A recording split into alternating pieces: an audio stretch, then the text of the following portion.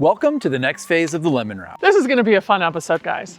If you're new here, Bob just quit his corporate job to take on traveling by van to all 50 states. In phase one, we checked off New Mexico, Colorado, Utah, And Nevada. And you can't forget about our failure in Texas. Oh yeah, you can't forget that. We had a DNF in Texas, which is did not finish. In our Lemon Route terms, means we broke our own rules that we set out for ourselves and being able to check a state off. So rule number one. We need to stay in a Class B van. Rule number two. We need to boondock for free one night in the state. Yep, just one night, that's all. Such an easy rule.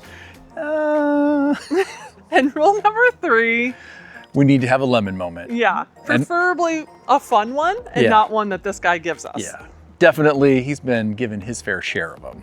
All right, I think we have to catch him up because in our last Lemon Route episode, where were we? I think we were in Nevada. The last time they saw Mr. Lemon was in Nevada. Yeah. As we said goodbye. Goodbye to Mr. Lemon. Our son and his girlfriend graciously offered to take Mr. Lemon back to Arizona. We needed to send him here to get some repairs done. He's back. We're back, very temporarily though. And I think this brings us to today. So episodes 1 through 6, we had a lot of issues. We ended up borrowing a Nuvo van for part of it, which is another van, way better than ours, but that allowed us to continue on and not lose our minds. But now it's time to fix Mr. Lemon. Hopefully all of these fixes and maintenance items will allow us to continue to travel without any major issues. All right, so we came here because we thought we were gonna be able to use our extended warranty. Honestly, couldn't get it in time. We gotta get back on the road. Therefore, Bob is the lucky one, and he's gonna do not only all those repairs that you saw on the Lemon Route, but some major upgrades too. Ding, ding, ding. We decided that we are going to turn Mr. Lemon into the van he always should have been. Tell me all the things that need to get done. Okay.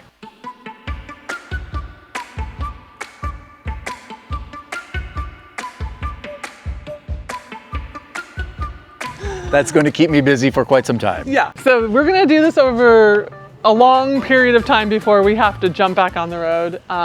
Starting with the bed conversion. The bed conversion. That is the most disruptive to the van. Yeah, he's gonna take a saw to it. Yeah. Yeah. We're literally gonna just start cutting him apart.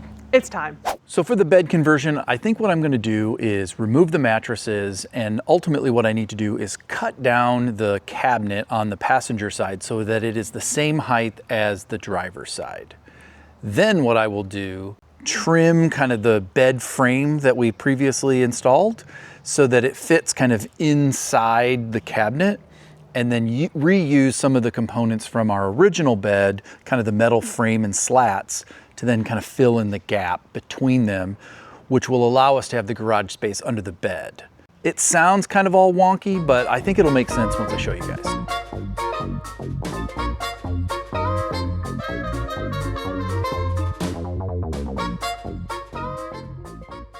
Here's the current plan. Cut here. Then this will this will be the same height as that. And then I will figure out a way to mount this inside there. No going back.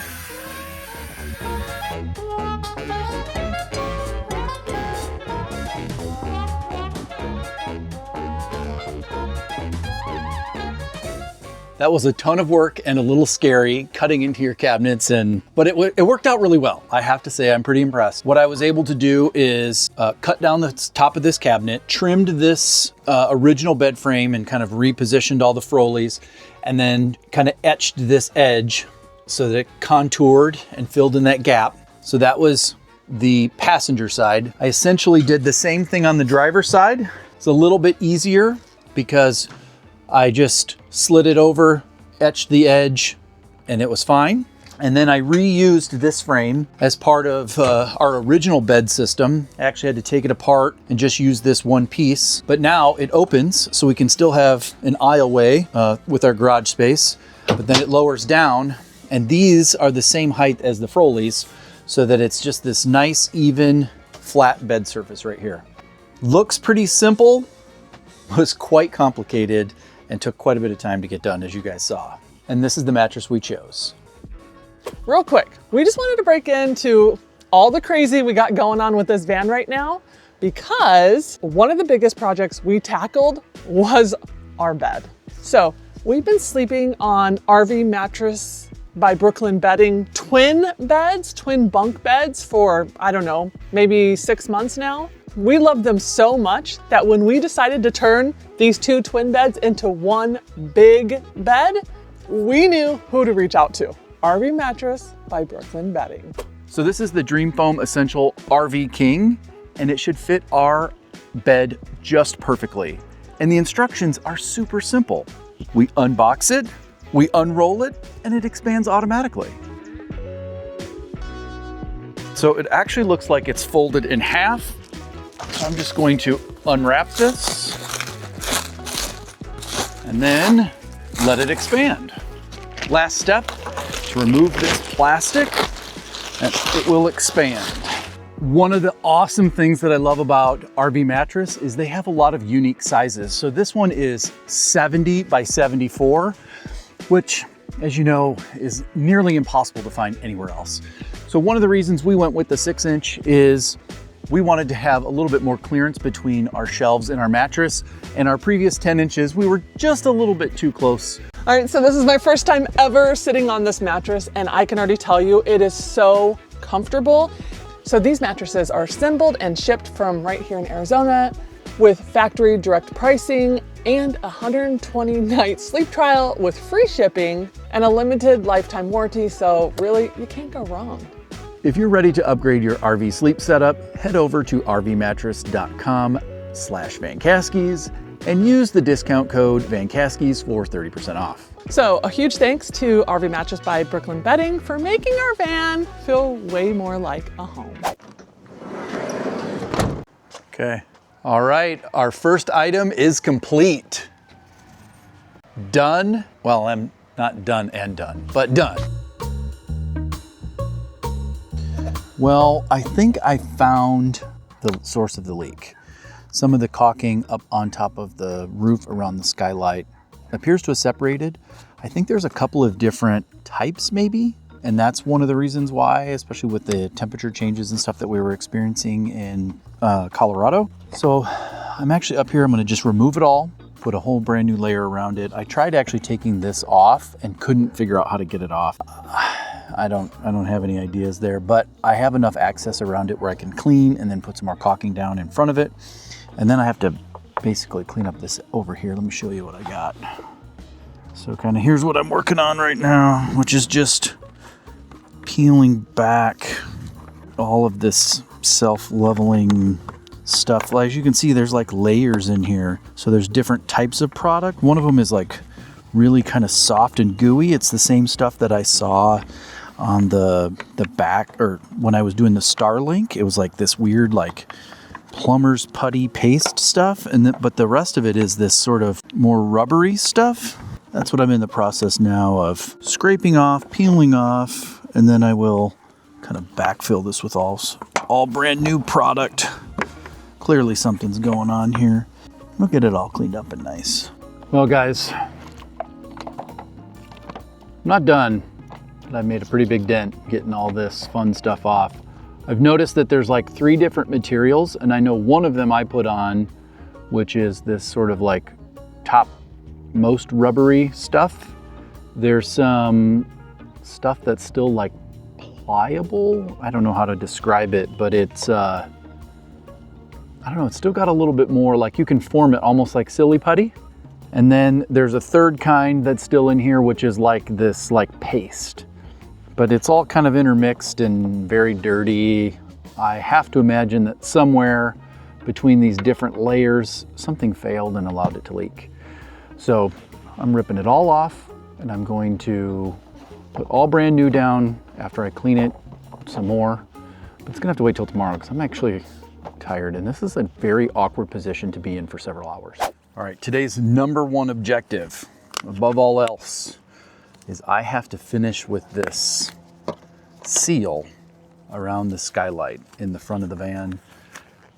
Most of it's pretty easy to get to, kind of, this is the side that faces the rear of the van. I can actually get pretty good access to this, but this thing makes access a little bit more difficult in the front. But I need to first clean up my mess from last night and then do kind of a final check all the way around the window. And I need to get this done because we are expecting rain in 2 days, which is kind of rare for us. So that usually means it's going to be pretty intense. But I need to clean it and prep and hopefully put down the sealant today, let it cure tomorrow, so then I can do a water test before it rains to make sure I didn't miss anything and that I actually found it.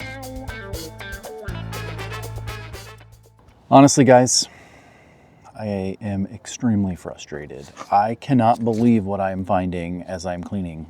I'm probably, I don't know, 3, maybe 4 hours into this cleaning process around this skylight. Let me just show you a couple things that I've found. So this is the rear driver's side corner of the skylight, and as you can see, I gotta kind of stay out of the light there. Somebody can't color inside the lines. I'm assuming when they put the template on to cut the hole, they just cut it square. So now I have a hole in my roof right there. I was like, oh, that's nice, but you know, hey, mistakes happen and that's fairly easy to fix. Over here on the passenger side, you can see, again, this is the metal side of the roof. This is the skylight side. There's a big hole there. Now there's some caulking and stuff in there, so that's nice. But as you look towards the front, you can see up here, I don't know if the camera's picking it up very well, it's kind of a tough angle, but the skylight is actually inside the hole, because this right here is where the metal is cut. And then they've actually notched the window to fit around it. They cut the hole too big, clearly, and then they tried to cover it up. Super frustrated. So now I need to figure out how to get in front of the van, in the front side. Whoa, here, hang on. Can I get back far enough so you can actually see it? So now I need to figure out how to get up here to clean and double check all this. I have a feeling that's going to be a little bit more of a challenge. I'm pretty happy with how it's coming out as far as cleanliness goes, just not happy with what I'm finding. So for reference sake, this is what it should look like. You can see frame of window is on top of van, not under. And there is a gap here that's filled in with caulking, but it's all nice and smooth. So what I'm going to do is I'll clean out to back here and basically prep this for new caulking, and then just leave this, whatever's tucked in underneath there, leave that there, but clean that up. Looking across the front, way up here, I think it's fine, but Mr. Lemon is the gift that keeps on giving. So this is for the satellite Sirius radio. Clearly is failing, or this caulking's failing. So I'll scrape all that off and clean that up too. But across the front of the window, I think it looks actually okay, much to my surprise. I may try to put an additional bead on there, but I gotta clean it first in order to get it to stick. All right, so here's a look. This was just barely kind of sitting forward like that. Oh, it's magnetic even. That's annoying because that's magnetic and they put a bunch of goo underneath it and then it wasn't sealed in the back and clearly was leaking. So one leak was for sure there. The rest of this looks pretty good all the way around. So now we can start putting our sealant down.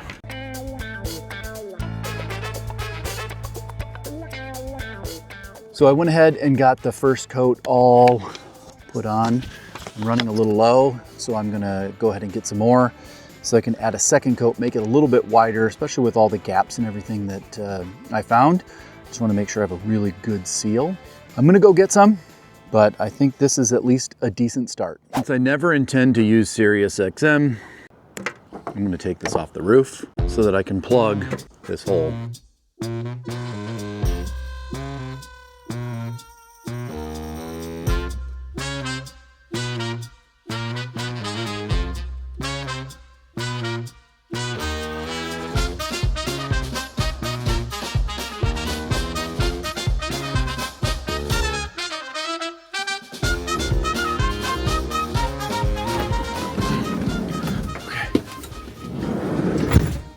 It has been raining. Let me turn on some more lights here. Let's turn them all on. There we go. It's been raining all night long, and so I quick ran out here to check and see if the van is still leaking or if it's dry. And there's no signs of any water leaking into the van. There's nothing on the ground. It's dry. That is a huge success. Everything is dry. That makes me feel so much better. With all of our recent power problems, I'm actually sitting here in front of our power control cabinet, and I'm going to start doing some troubleshooting. I think one of the things that I've noticed, because part of moving kind of our bed situation around and changing all of that, was able to get a really good look at what's going on inside this cabinet and how things are set up. So let me show you a couple things I'm going to start with, and then I need to start doing some tests to check other things. So let's see if I can get a shot far enough back here so you can kind of see it. It's a rat's nest. It looks terrible. I really can't do a whole lot about that, but it is what it is. So the first thing I'm going to do is move this. I believe this is for our awning. Yep, that's for our awning. I'm actually going to rotate that 90 degrees and lower it down so that it's running this way to give me some more vertical clearance up here, primarily so that I can move this. I think one of the issues is this hot air from the inverter blows directly on this, and there's not enough space. So I want to move this, and I think down would be a good direction. Also, maybe moving it over a little bit. But all this crap is in the way, so I need to unsecure it, figure out what I'm going to do, and move it around. I'm going to start with that. The other thing I want to do is I actually want to open this cover, which I have to figure out how to do. I don't know, because I think this might be the source of the problem, in that this is overheating. This is overheating and heating this up, which is giving us our transfer switch problem, why we didn't have 120 volt power when we were on shore power. I think that's it. So I'm going to pop that open, take a look at it, see if there's anything going on in there that I can see. And my guess is they probably used some sort of goofy hex screw or something. No, they actually didn't. But they're barely in there. No, they did. Awesome. Well, let's start by getting the right tool to remove the square-headed screw, and then I'll actually go find some real screws to actually anchor that much better. I would love for somebody to tell me why they think that these square-headed little tiny screws are going to hold anything together. And then just so that everybody knows, the power is off. I'm not on shore power. The 12 volt system is off. I've got everything as secure as I can get it. So this is my transfer switch. As you can see, there are some electronics right here. And I believe that this fan was blowing, you can see the little hole marks where it was at, directly on those electronics right here. So I think that this is okay. I just think these electronics were overheating because that heat was blowing right there. So I'm going to put the cover back on, get that all situated. And then I also moved the awning control up. That's what gave me the room kind of down below. So now I am free and clear here kind of on the back side of the inverter. That'll give it more room for airflow. So found a loose wire. Have no idea what that goes to. I'm assuming it goes in right there. I'm gonna do some more digging now to figure out where that goes. Oh my goodness. Well, after a whole lot of colorful words, ow, I was able to get it in there, get it secured, untangled it a little bit. What a mess. I've got everything secure in the cabinet and put back together. One thing I did want to show you guys, let's see if I can get it here. This is not secured very well, like this part right here. See if I don't have my mic on, so hopefully this will pick it up. Let me see.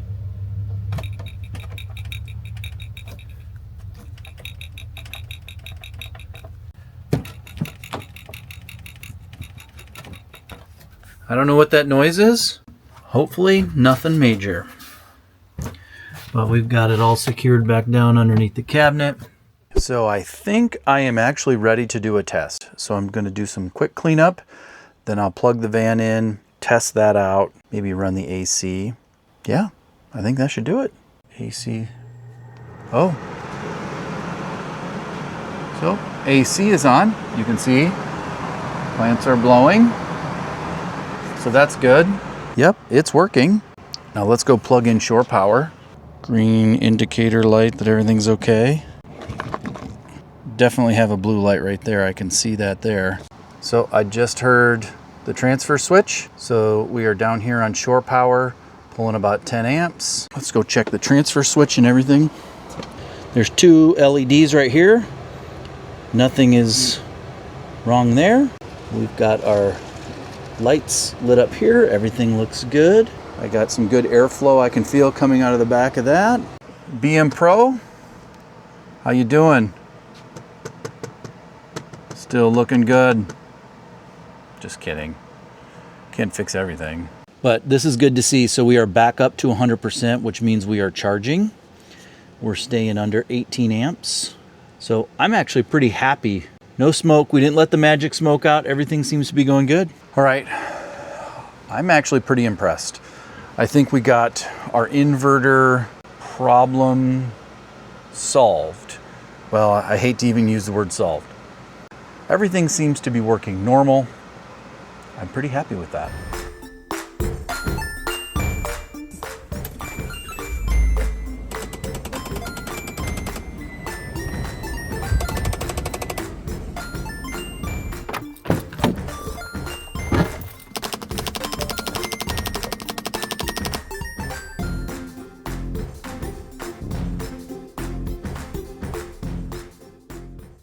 So I unplugged the actuator.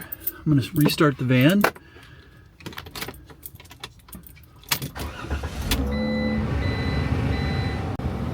I don't have any alarms. Okay. So then I'm going to turn it off. Now I got to find that actuator again. Push it back in. See if I can get it to reset. What do you think the chances are that's going to work? I don't know. That did not work. Stop. So the AC actuator under the driver's side does tend to fail quite a bit. So one of the how-tos that I watched in order to replace it recommended one of these. This is a tiny little Phillips screwdriver. You need this from the spacing perspective underneath that dash there to get in there to take out the screws that are actually holding it down. They're not super tight, but you do need something really small. So I'll leave this in the link in the description below. But these were super cheap, came the next day, but I actually got a Phillips and a flat. Don't forget, you're gonna need this. Don't know what kind of shot I'm getting for you guys, but this is one of the most, oh my goodness, that is really tight. What do you mean these aren't very tight? Holy smokes. Fortunately, I can get a big screwdriver in on this bottom one, but I don't know about the top.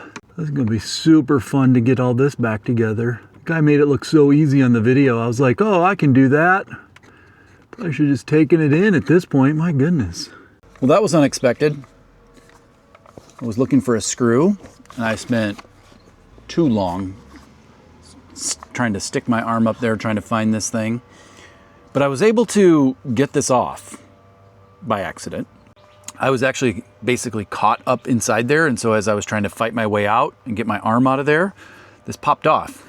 Fortunately, it was intended to, but I still have one more screw up there. At least I think I have one more screw up there that I need to try to get off. But now I have better access.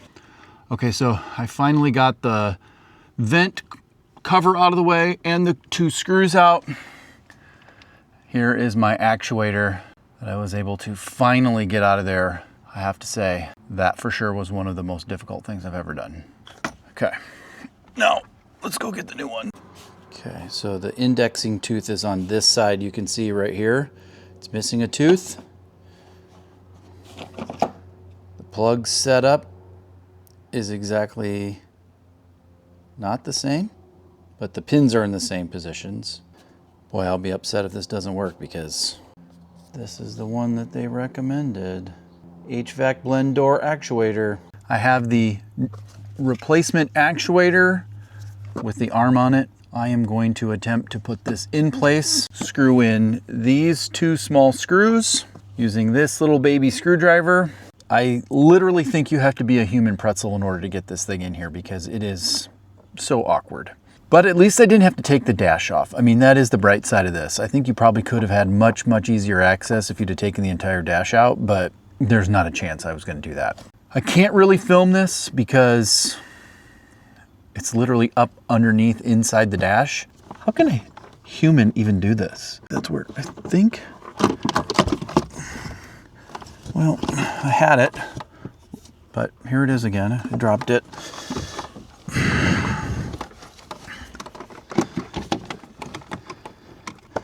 Okay, I got the screwdriver now.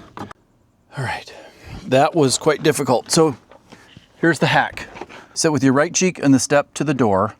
You reach up right hand only, and then put your face on the fuse block, and I can find both screws for the top and bottom, and then also double check to make sure this is in. And without this screwdriver, impossible. And if you're left-handed, I have no idea how you're gonna ever reach up there. So I only have one battle wound, but I think at this point I am ready to turn on the van and test it to see if we get cold air coming out of the right location and if it will switch between hot and cold. Wish me luck. I really, really hope this worked.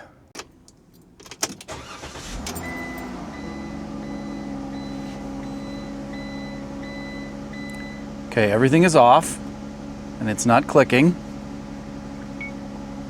Wait for everything to kind of start up, get settled. Let's turn on the fan. Okay. Air is coming out right here. Let's turn on AC. AC is working. I can actually hear the engine running a little bit harder for the compressor. And starting to get cold. Let me... Okay, there we go. Super cold air coming out. That's good. We'll turn this over to warm. I heard the actuator change. Air's not cold. It's kind of more ambient. There's the heat. AC. I think we got it. That is literally the best news that I have had all day. That we finally got that ridiculous clicking. I mean, I think over a month we've had that. So finally got a chance to take care of it today. I am so impressed that I was able to figure that out, and definitely needed all the help from the internet. My goodness. Guys, I am already sweating. It's crazy. The humidity from a little bit of rain last night. So I will be sweating profusely. Not used to humidity. All right, so we are going to tackle the long-awaited BMPro update. Now, my 12-volt system is off, so the screen doesn't work, which is normal.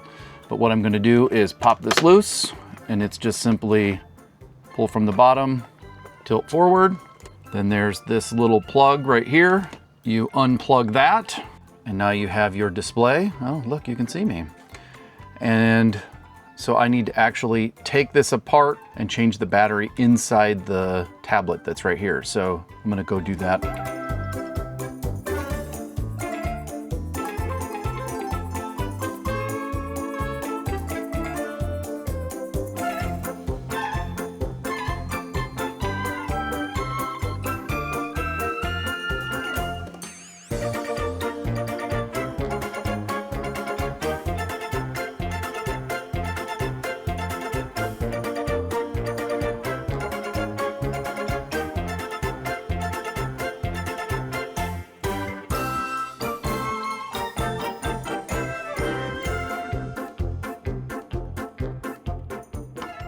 And there we go. Everything is all back together. It even started up, so that's good. Now I just need to get it connected to the van so that the BMPro software can work, and then I actually need to turn my 12-volt system on. Should be just as simple as plug this in, Put the top on, push it on. It's nice and secure. Would you look at that? Everything is working. Looks like it's all updating. Perfect. The manual buttons work. The screen works. I am definitely calling that done and done. If you guys recall on our Texas trip, when we were in Lubbock, we were having tons of power issues with the van. And one of the problems that I noticed that we were having that I didn't even share because I was dealing with all the other stress and I couldn't really handle much more was our power cord. I don't know if you guys can see this, but I think the weight of it over time has, especially being here in Arizona, has just caused this to like stretch out, but I bought an end to fix it today. So I'm gonna cross this off as one of our items that we need to do in order to get the van ready to head back out for leg number 2.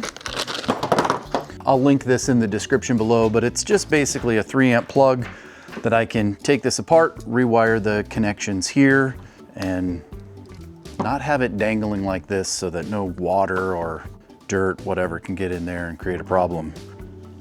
I don't know if you can see, look right here. It's actually labeled with the colors, so white, black, and green. 1 hour later. Okay. Whew. That was a lot of effort, but I got it all prepped. I just need to go buy the right ring connectors to go on here so that it's secured properly. So I'm gonna have to run to the store, but at least I got this prepped. All right, guys, we are back at it this morning. Yesterday, I was able to get some ring connectors for the plug and was able to actually, I tested that out. I just couldn't wait. So anyway, let me show you where I'm at. All right, so I've attached the ring connectors. I fed the cable through. I've checked everything. So I just need to check the tightness of everything and then reinstall the cap. So let me do that. And then this job will be done.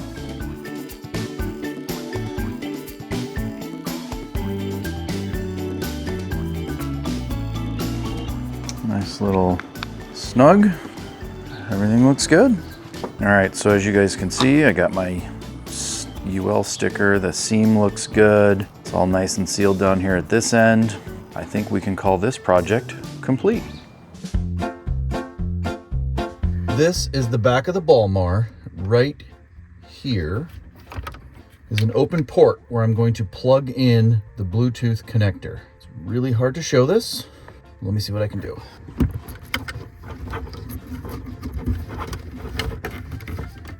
All right, I heard it click. Here's the part number. It's plugged into the second port on the back of the Balmar display. So in the comments, you guys mentioned that there is a Bluetooth connector for the Balmar, and I did not have it installed. So I went ahead, purchased it, installed it, was able to upgrade all the firmware and check all the settings and get them correct so that it is charging properly. And I named our system Mr. Lemon. No, you didn't. Here, I screen recorded so I can show you, but so we are ruling this out as part of our electrical problems, making sure that everything is set up, upgraded, updated, good to go. When we originally purchased our van, I got this mess of keys that I've actually never used. And we have a roof rack that's here at the back of the van. It straddles the air conditioner. To be honest, it's not super useful because it's right in the middle of where the air conditioner is. So I actually want to take the space in front of it, slide the solar panel back so that I have room for a second panel. And I am going to attempt to remove this after it's been up here for 5 years in the weather and everything else. I think it's this key, I hope. I really have no idea. So here goes nothing. It fit in, but it didn't unlock that one. Maybe there's two. They are numbered differently. It worked. Hey! So now I still need tools to take it all apart. So here's the cover, I took that off. Here's the bolt that I need to take off so that I can remove this support to slide the solar panel back here to have more room for another solar panel up there. I can just rotate my Starlink and then fill in that gap with the solar panel.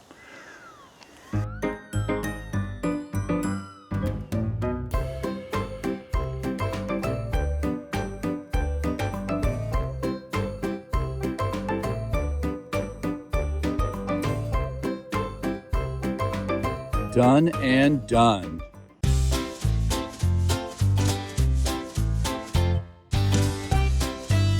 Job number one, get the tires rotated on the van.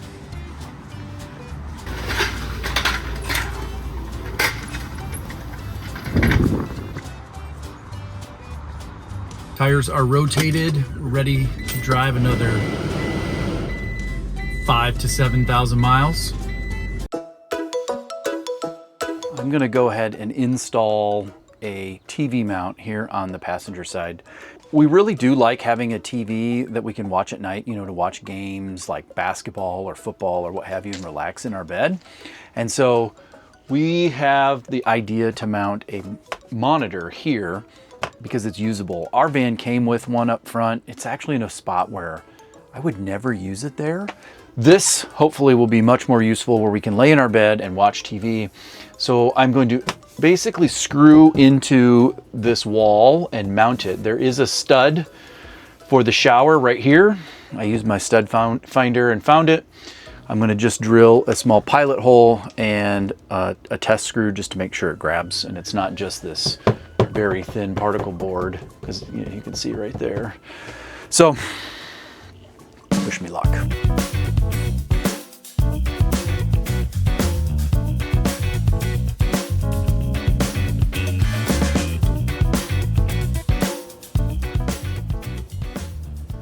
Yeah, that's right where I want it. So let me grab one of the brackets and I'll show you kind of the height of the TV. So that definitely gets screwed in, but you can kind of see that's how tall the TV will be, because that is 16.5 inches, which is the same height as the TV. And then it's 28 inches, which will fit just perfect, kind of inside this seam and right against that edge over there.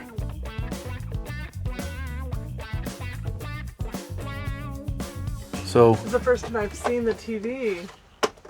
That's kind of it. It is a little bit farther this way than I wanted. I wanted it to be more in line, but it's so close. It had to be there because that's where the support is for the shower to anchor the TV.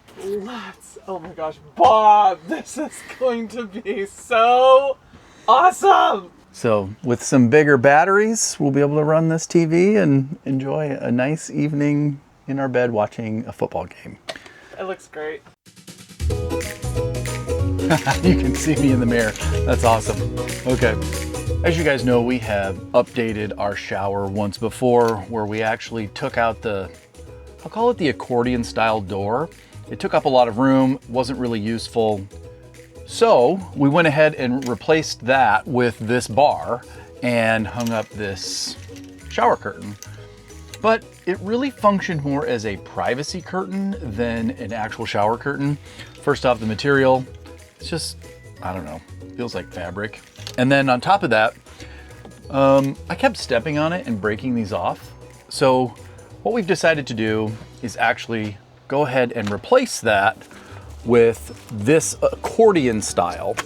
So the challenge that I'm gonna have is, this is nice and square, the shower is not. I'm gonna have to spend some time finagling this in there to make it work, but I think it will be a good improvement getting rid of kind of this shower curtain. It'll still kind of hide everything away off to the side and actually be waterproof.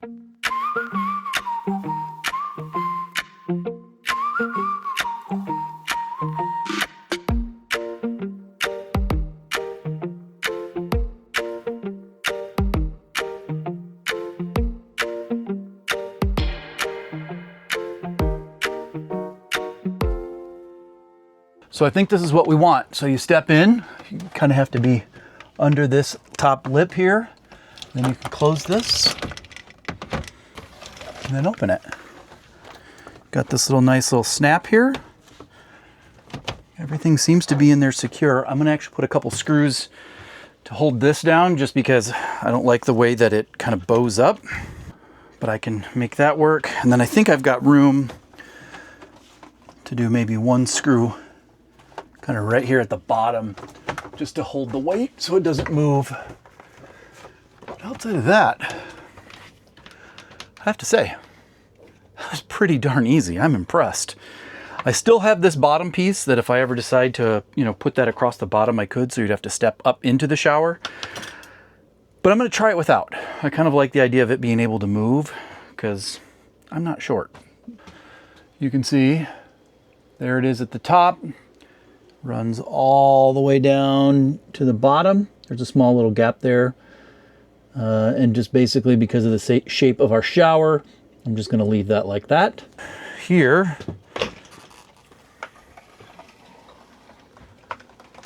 what I did do is I did add some extra screws here, here, and all the way down at the bottom, just to make sure that this was nice and tight, because my paneling, I don't know if you can see right here, but it moves. It's not super tight against the wood.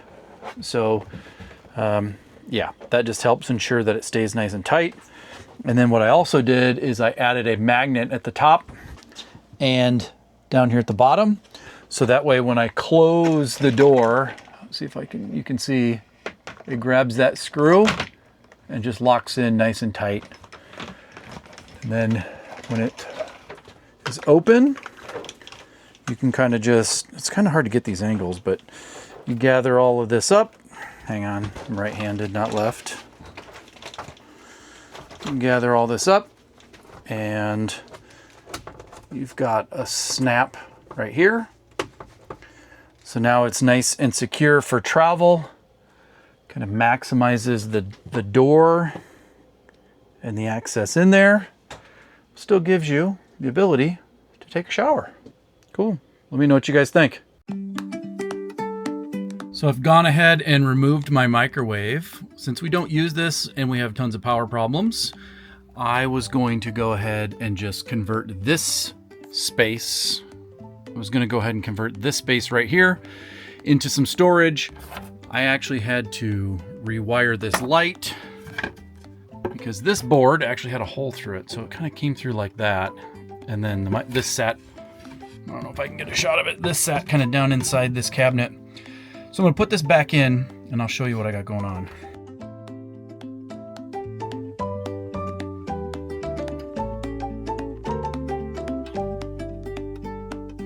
That was easier than I thought. Let me show you.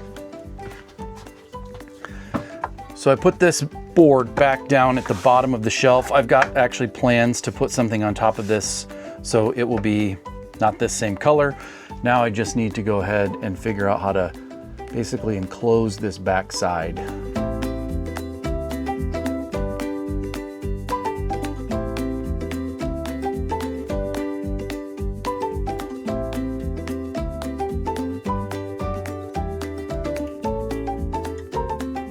So here's where the microwave was. I went ahead and rewired the light and reinstalled this board so that this is the nice base. This is the same one that was in there. Then I used a piece of scrap material for this backboard to protect all the wiring and secure all that. And then I also put a piece, if I can get it, kind of up there on the top, again, to kind of seal all of that in. And then I'm going to add, actually it goes this way, a piece of trim to the face of this, so it gives me a little lip to catch things so that I can throw stuff in there and have it all nice and secure.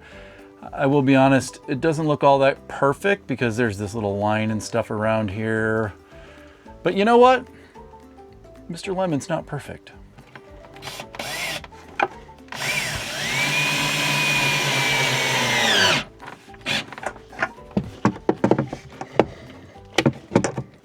I'm gonna call this done. We do have some new stuff coming that will fit in here. Once it gets here, we'll show you guys that. But for now, this is definitely done.